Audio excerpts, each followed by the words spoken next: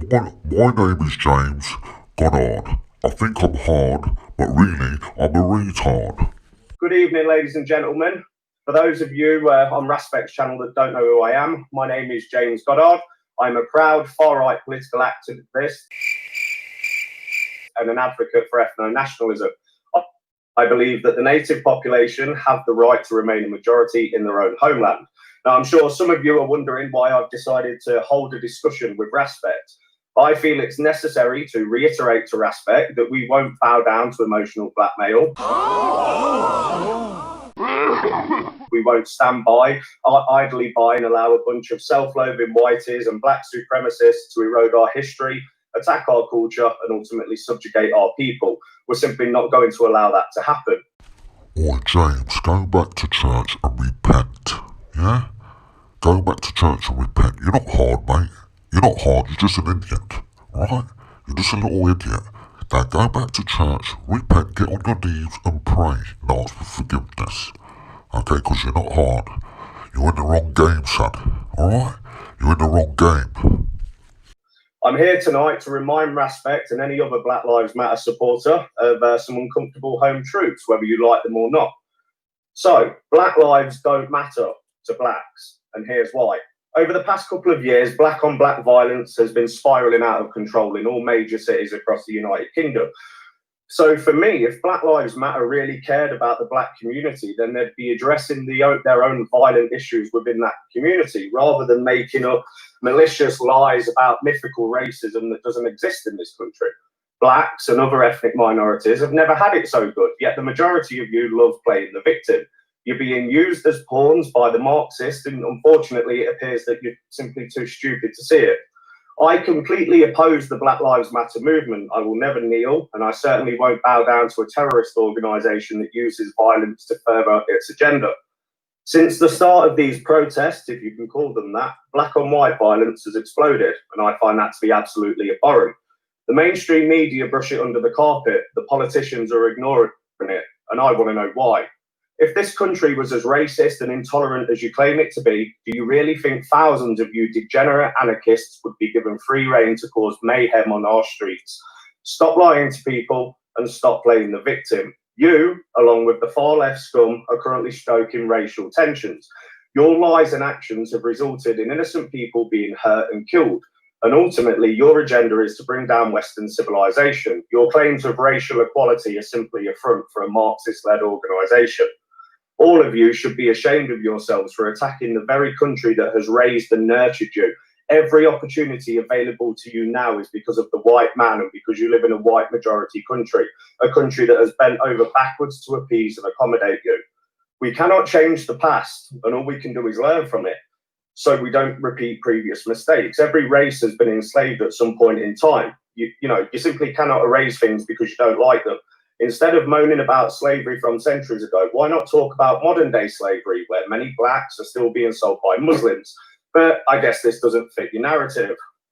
And to finish with, in my opinion, Black Lives Matter is a coalition of ethnic minorities, communists, and all other undesirables who seek to destroy the Britannic First World white Anglosphere West. And I will always stand against people that wish to do us harm. There you go, Raspect. That's my opening statement. Funny how people like James Goddard, he thinks just because he's going around some geezer called Mark Collette, he now thinks he's, the hard man, yeah? The little ex-church boy, the little ex-choir boy. Now you think you're hard, do you? Eh? Because you're going around with Mark Collette. You're both idiots, mate, yeah? Uneducated, racist fools, that's what you are. I'm just going to interrupt you. So the reason, say that again. I said the violence on the street is because of people like me. In any protest, the most violence that we've seen, especially towards authorities, is when the patriots, the DFLA, the ethno-nationalists hit the streets. That's when we see the most attacking against police. That's when we see the most violence against innocent people. On the 13th of June, we saw thousands of white guys who came down to central London with only the intention of nigger bashing. They fought against the police. just to get to the black people. They threw bombs, they threw smoke grenades, they threw bottles. They were the most violent group ever. No one in our side went to any Churchill statue or anywhere where they was. They fought against the authorities to get to us to do some good old nigger bashing, and it didn't quite work out for them. I know, you know, at this point, the guy was already on the floor. It was pretty hectic. It was almost like a stampede. There was lots of people, you know, there were people trying to protect him, but unsuccessfully. And then the guys went in there. They sort of put a little cordon around him to stop him receiving any more, you know, physical harm. He was still. Yeah, he was under physical harm. You know, his life was under threat. And whilst they did that, I sort of just thought, well, if he stays here, he's not going to make it. So I just went under, scooped him up, put him on my shoulders, and sort of started marching towards the police with him, whilst all the guys were sort of surrounding me and protecting me and the guy I had on my shoulder. And all this happened in a split second. I could actually feel, you know, strikes and hits as I was carrying him. You know, so, you know, these guys were probably taking some of that themselves on their person.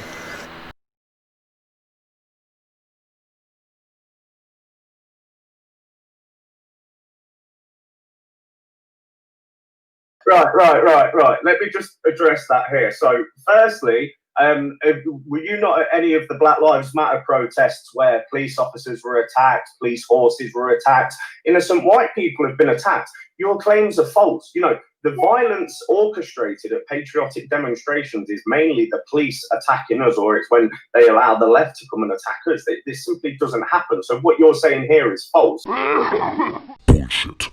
All right, are you ready to? Because obviously during this conversation, you can rewind it and see, you know what I'm saying? Like when you're talking, even if you're talking complete utter nonsense, I allow you to finish because I'm just not triggered. This is really hilarious to me. But like when I'm talking, sometimes you get a bit triggered and you feel like you need to cut me. So, and you make like loads of different points. So I can only answer a certain amount of points before you cut me again. So yeah, I think you just need to make aware of don't get triggered. You know what I'm saying? Because that's what you told me not to. I just like to make sure my points are heard, and sometimes if I do interrupt you, that's just it's like me jabbing you in the face like we were Tyson Fury and Deontay Wilder, mate. We can't do this in person. So.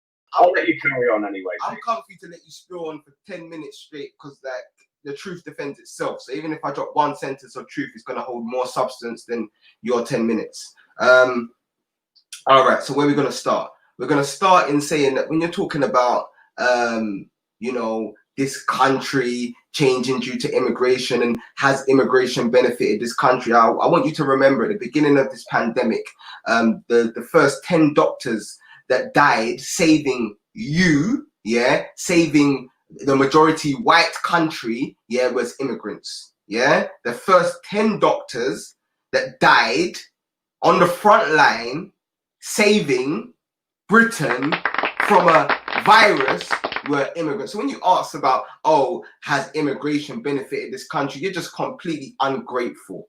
You know what I'm saying? You're completely ungrateful. Take that first. I do not know what it is to be black or a member of any minority, be it ethnic, religious, or sexual, in the places I've lived. Let me be very clear. In our union, there is no place for racism or any kind of discrimination. This is for sure. Even though it's not an EU competency, the EU should push in that direction because it's a matter of democracy. If a part of the population, in France, there's a third of the population who is just like, was afraid by the police, just because they see them on the other side of the corner. I can tell you about my own experience when looking for a job. I never put the picture on my CV, and I always fear to be rejected or dismissed in the selection process because of my name.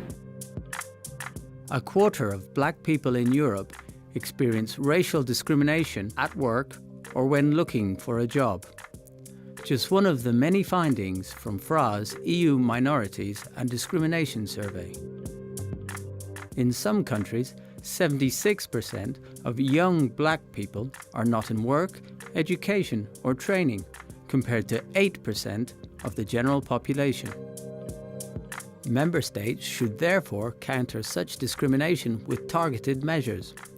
This could be diversity audits in workplaces or public sector recruitment drives among black people. What can be done politically is to tackle and fight against xenophobic and racist discourse at public level, on TV, social media, radio and any public media. Being black in the EU. For more, read the report online.